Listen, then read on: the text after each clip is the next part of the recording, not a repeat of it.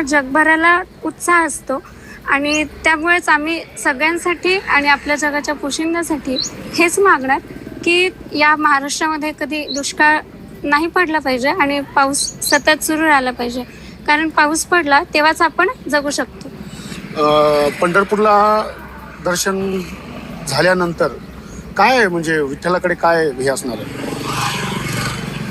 पंढरपूरला दर्शन झाल्याच्या नंतर आम्ही चंद्रभागेत स्नान करणार, विठ्ठलाला आमच्या सगळ्या प्रवासाबद्दल माहिती देणार. 4 तारखेला आम्ही निघालेलो आहे. जवळपास आमचा 23 दिवसांचा हा प्रवास असतो.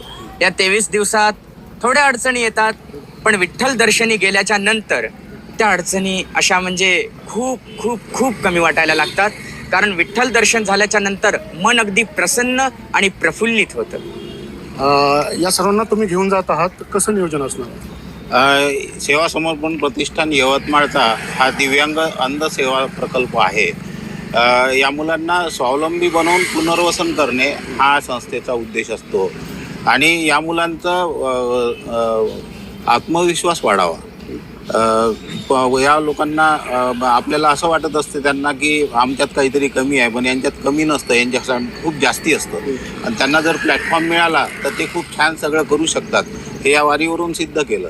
521 किलोमीटर चालत पंढरपूरला जाऊन हे लोक विठ्ठलाचं दर्शन घेतात. यामध्ये यांचा आत्मविश्वास वाढतो आणि यांना पायावर उभं राहण्यासाठी मदत होते. नक्कीच आपण जर बघितलं तर दिव्यांग जरी असले तरी मनात एकच भाव आहे, पांडुरंगाचं दर्शन व्हावं. आणि त्या पांडुरंगाकडे मागणी काय आहे तर राज्यातील बळीराजा सुखी व्हावा, राज्यात भरपूर पाऊस पडावा अशी मागणी या दिव्यांगाने पंढरीकडे करणार असल्याचं आपल्याला सांगितलंय. स्वानंद पाटील, ABP माझा, परळी, बीड.